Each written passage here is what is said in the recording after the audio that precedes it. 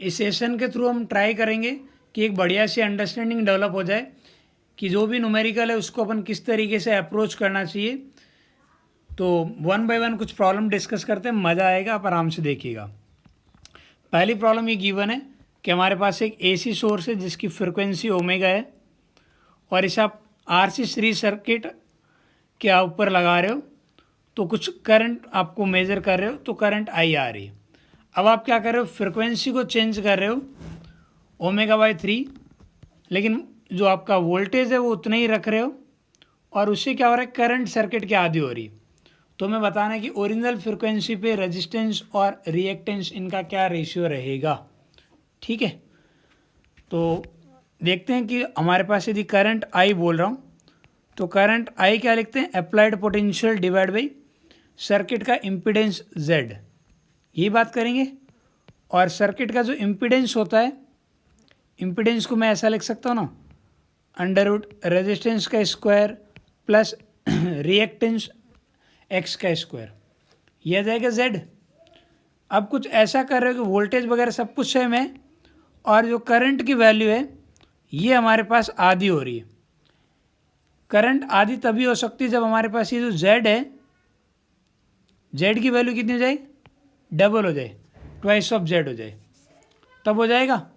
यानी कि हमारे पास जो नया वाला जेड होगा उसमें क्या लिख सकता हूँ, आर स्क्वायर प्लस ये जो एक्स डैश है इसका स्क्वायर, ये नया वाला जेड है। नए वाले जेड की जो वैल्यू है पुराने वाले जेड से डबल है या नहीं है, तो पुराने वाले जेड की वैल्यू रख देता हूँ। अब क्या है कि आर तो चेंज नहीं होगा ना ओमेगा पे, ओमेगा के साथ रिलेशन तो एक्स का होता है, तो ये रिलेशन आ जाएगा। बढ़िया, दोनों साइड में स्क्वायर करता हूँ तो ये बनेगा R square plus x1 X dash का square 4 times R square plus X square, यही बन रहा है। और देखो x का क्या मज़ा है, x इस तरीके से डिफाइन होगा 1/c ओमेगा, यही है। अब आप जैसी ओमेगा की वैल्यू ओमेगा/3 करोगे तो जो एक्स डैश आएगा वो कितना लिखेंगे अपन इस तरीके से 1/c ओमेगा/3, तो इसे 3, ये आपके पास 3 टाइम्स एक्स, ये लिख सकता हूँ एक्स डैश की वैल्यू 3 टाइम्स एक्स, तो एक्स डैश की वैल्यू लिख दो 3 टाइम्स एक्स, तो ये R square is equal to 9x square 4r square plus 4x square. थोड़ा सा सिंप्लीफाई करते हैं, कैसा नज़ारा दिख रहा है ये हमारे पास, इसको इधर भेजो, ये बनेगा 5 times X square is equal to 3 times R square, X upon R ये बनेगा 3/5 का अंडर रूट। यही पूछा है हमें, रिएक्टेंस टू रेजिस्टेंस, यही रेशियो चाहिए, बस ये आ गया अंडर रूट 3/5 बराबर है। कैसे अपन ने कैलकुलेट किया है कि भाई करंट के बारे में रिलेशन दिया था, वी चेंज नहीं हो रहा है तो कहीं ना कहीं जेड चेंज होगा। जेड दो फैक्टर से मिलके बना है, रेजिस्टेंस और रिएक्टेंस।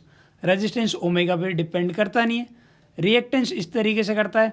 कैपेसिटिव रिएक्टेंस कितना होता है 1/c ओमेगा, ओमेगा/3 करोगे तो एक्स आपके पास 3 टाइम्स हो जाएगा।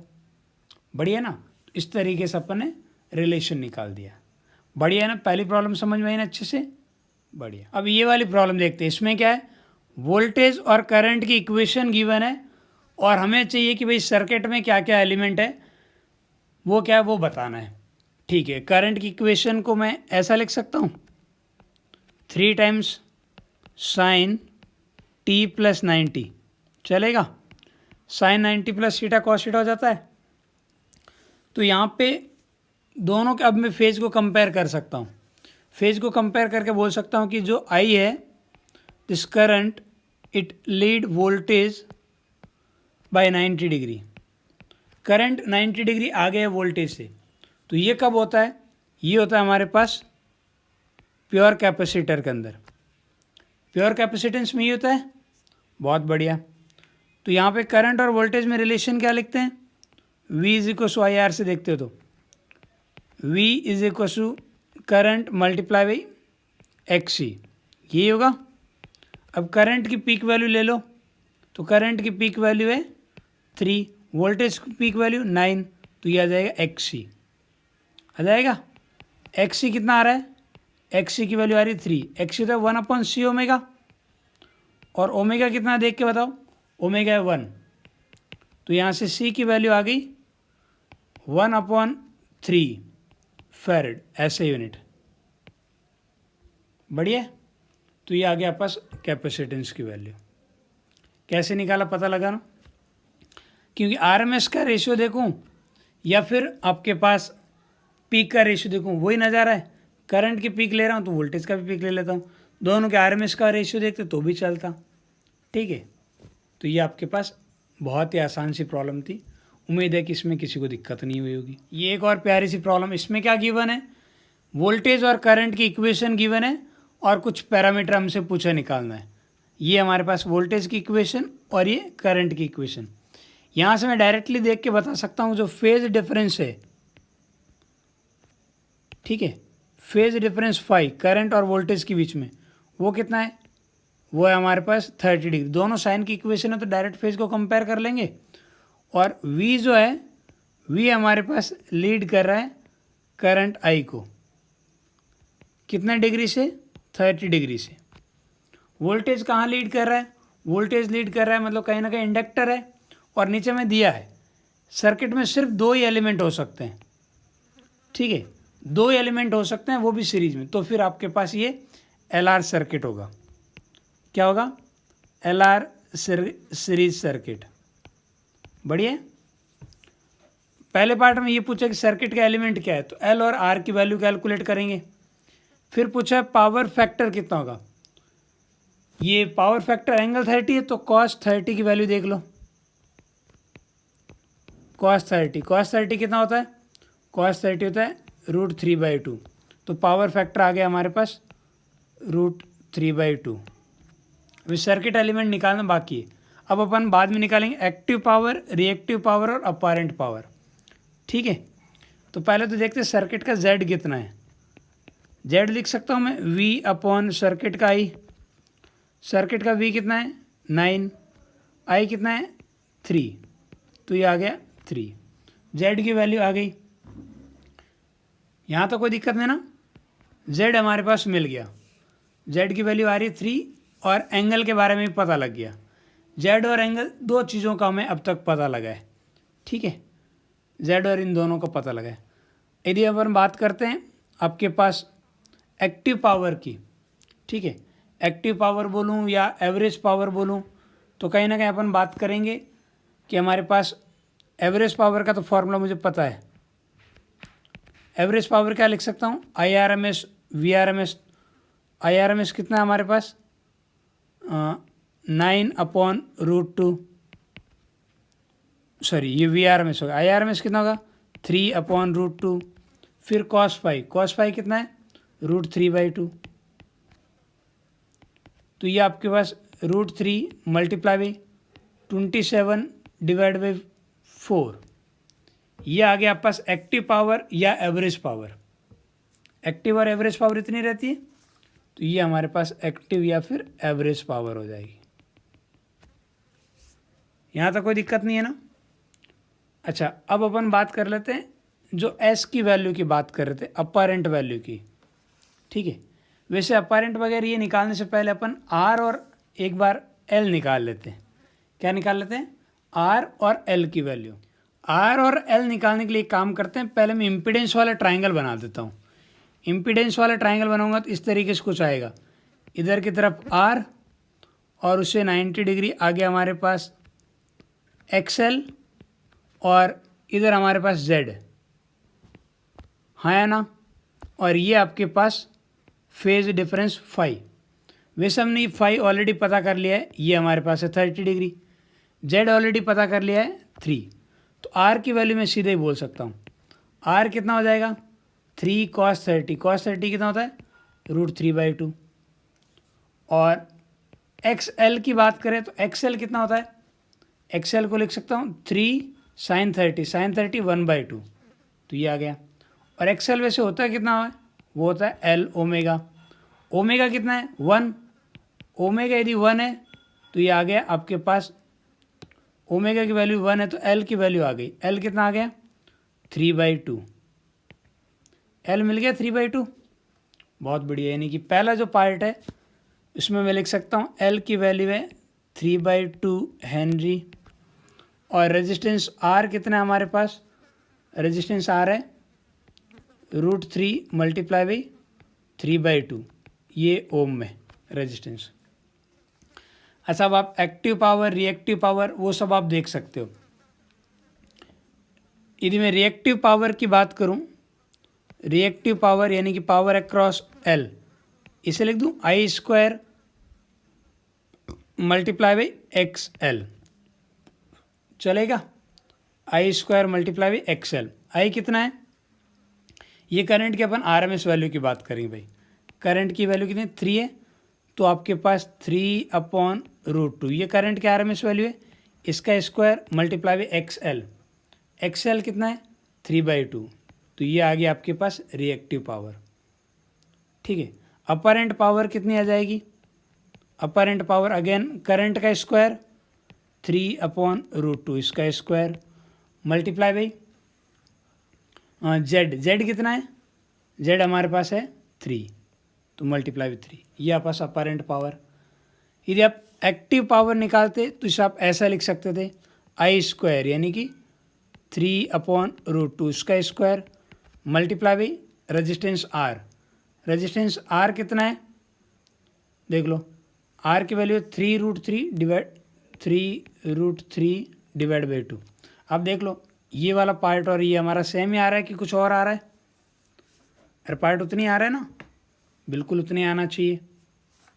तो ये आ गया हमारे पास, सारे पार्ट के आंसर आ गए ना। एक्टिव पावर, आप एक्टिव पावर निकालो या एवरेज पावर निकालो, कहीं ना कहीं वो सब सेम निकल के आने वाला है। बहुत बढ़िया।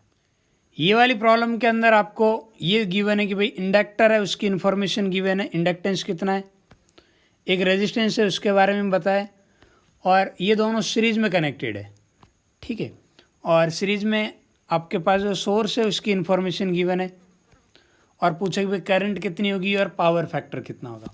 ठीक है, तो पावर फैक्टर वगैरह निकालने के लिए मैं इम्पिडेंस वाला डायग्राम बना लूँ पहले ही। तो इधर की तरफ मेरे पास आर कितना है 12, इंडक्टर है तो उसका XL, ये लो XL की वैसे वैल्यू कितनी होती है, वो होती है L ओमेगा। L कितना गिवन है, XL होता है L ओमेगा, L की वैल्यू गिवन है 9/100 पाई। बहुत बढ़िया।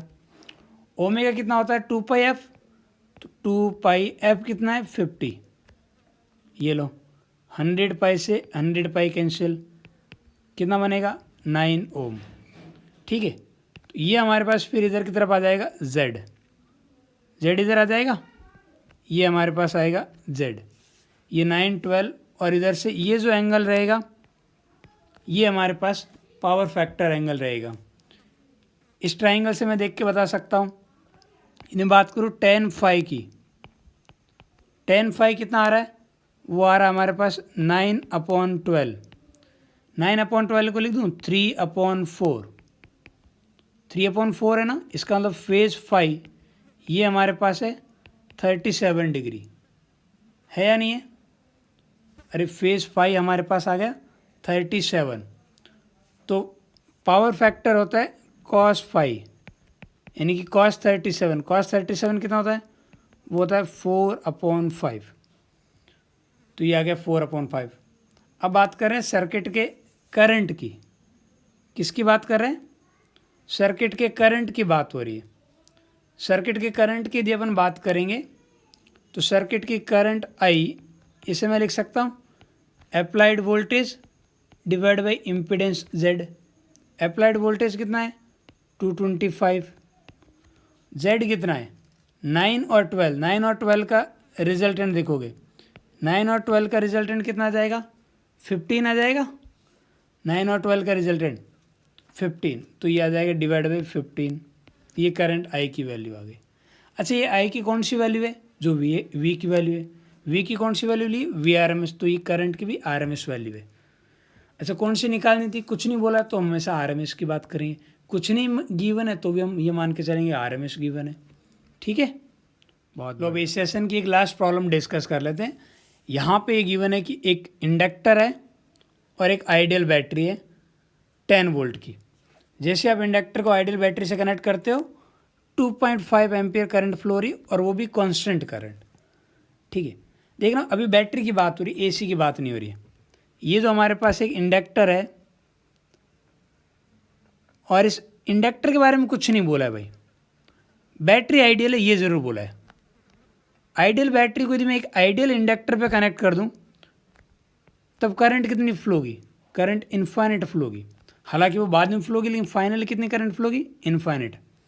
यहाँ तो करंट कांस्टेंट फ्लो हो रही है। ये कब हो सकता है? ये जो इंडक्टर का जो वायर है ना, इसका खुद का एक रेजिस्टेंस होगा।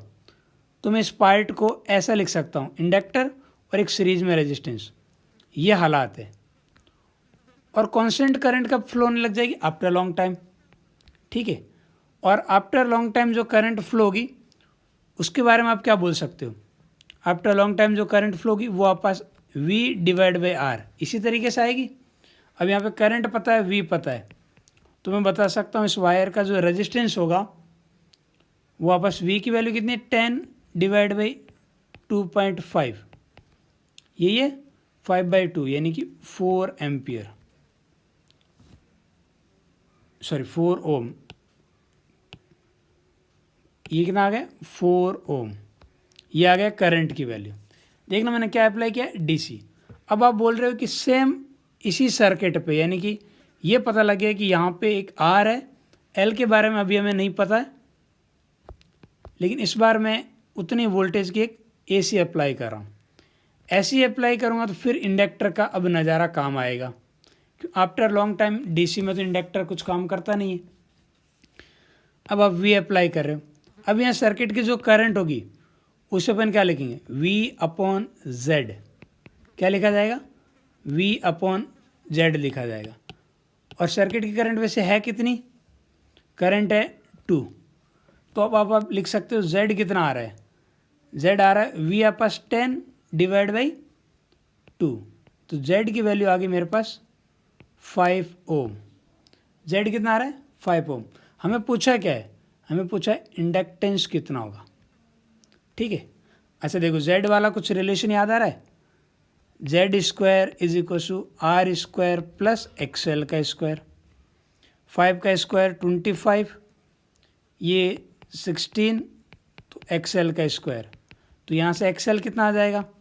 XL आ जाएगा हमारे पास 3 ओम। और XL होता है कितना होता है?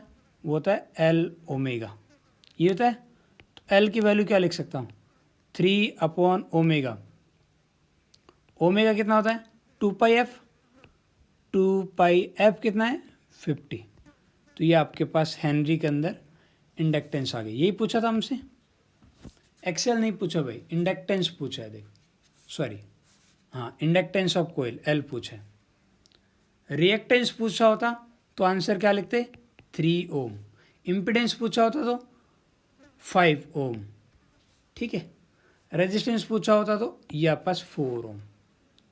ये बहुत ही प्यारी प्रॉब्लम है, बहुत ज़्यादा पूछी जाती है, क्योंकि कई बार लोगों को कन्फ्यूज़न होता है भाई एक ही है, आप AC और DC पे अलग अलग क्यों आ रहा है? तो उसका रीज़न आपको पता लग गया होगा।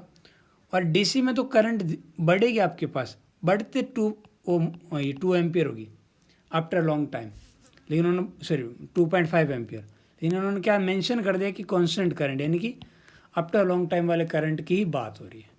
ठीक है, अब तो कोई कन्फ्यूज़न नहीं बचना चाहिए ना। बहुत बढ़िया।